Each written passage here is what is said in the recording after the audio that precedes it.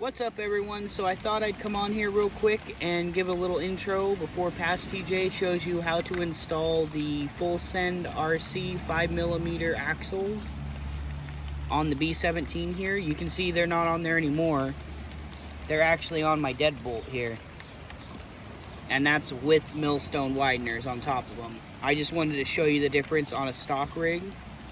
And at the end of the video, I'll explain why they're not still on there. So Past TJ, take it away for now. What's up everyone? So today I'm going to install these full send RC stainless steel axle shafts with TINI coated gold. So you can see they look a little gold.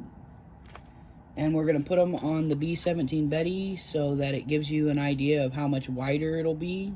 If I were to leave these on here, I'm not sure if I will, because it does make it wider than I'd like. And I have these wheels and tires to try on here just to see the difference, because these are the same as my green wheels. They're just black. So yeah, let's get to it. It's real easy to do. Basically, on the rear, you just pull the rear tire off here.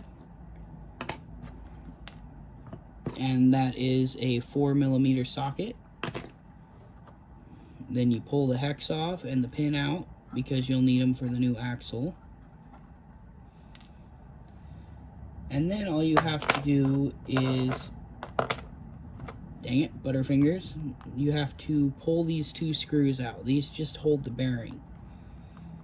Now most likely these will end up being transferred over to my deadbolt, but if you like how it looks or the stance, and let me know in the comments below, I might leave them in the Betty. For now, I just want to show you the difference on a stock rig that isn't all muddy. So pull the axle shaft out once you get those. Slide the bearing off. And if you're going to be in water a lot while you're doing this, you might want to coat the bearings in grease. And that'll just help keep them from rusting up so fast. So here's the rear shafts. Slide this bearing back on, and then just slide the shaft into the axle.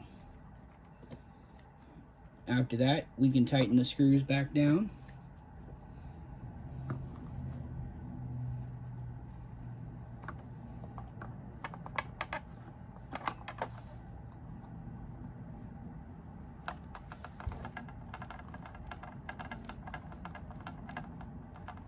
And that's it for the rear shaft.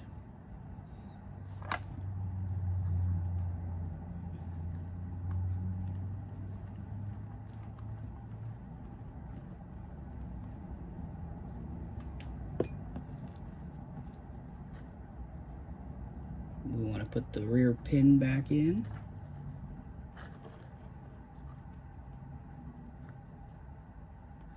And then put the hex back on. There we go. So with these wheels, you can see, whoop, the axle here actually sticks out quite a ways.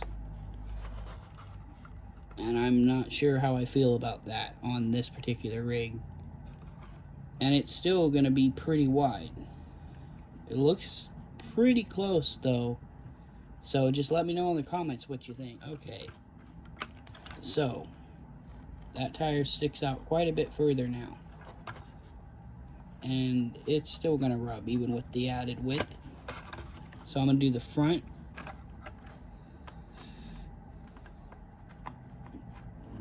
And I'll do the other side off camera because you don't need to see it multiple times, I'm sure. So yeah, for the front, we just need to take the knuckles off, which is pretty easy to do. It's just 2 screws.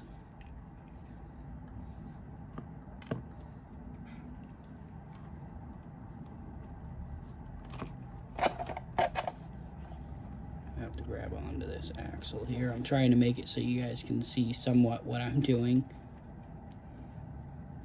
So yeah, that's both of the knuckle screws out. And then that should pull right off. Of course, same as before, take the hex and the pin out. I can get a hold of this little sucker. There we go. And that should slide right out of there.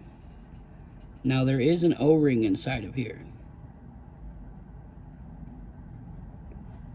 So I'm not sure how well you can see that, but there's an O-ring. And you want to put that into the full send one. So we take this little O-ring out and we put it in the full send RC one.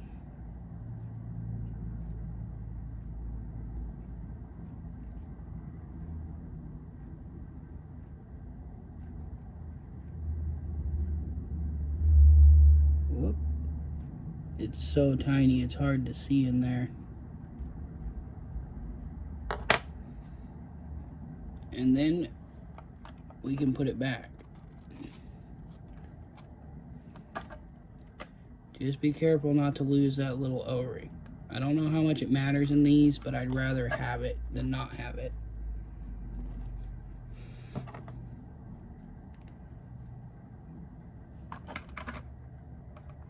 And then just put these screws back, but do not over tighten them. You don't want to strip out your knuckle. Also, you want it to be able to still turn.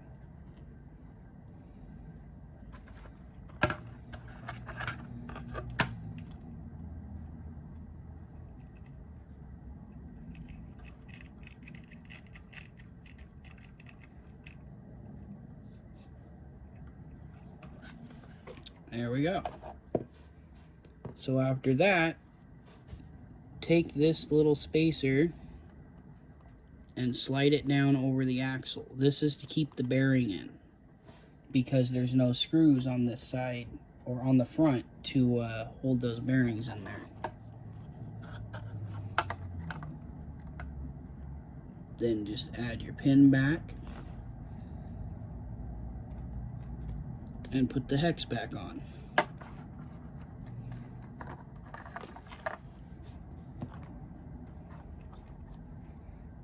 Then we can put the wheel and tire back.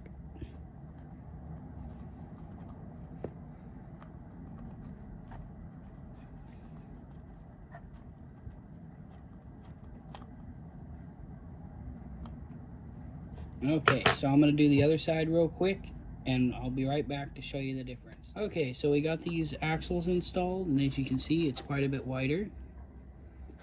So let me know in the comments, what do you think? Should I keep it this wide, or should I put the stock axles back on and run it that way? Switch the tires real quick so you can see how wide it is with them. So much smaller tires, but as you can see, it's not quite as wide with those wheels. So yeah, I just don't like that the axles stick out that far. So that's really bugging me there. So I hope this video helps someone who might have been struggling with installing the wider axles. I'm pretty sure that's the same way you would do HR axles or any of the extended axles. I can't say about spacers because I don't know what's included with some of the others. But the reason I didn't keep it on my Betty is at the end there you noticed the threads stuck out a little far with the Treal wheels. And being that's what I'm going to put on there, I don't really want them sticking out like kneecappers in Saints Row. So I switched them out and put them on my deadbolt.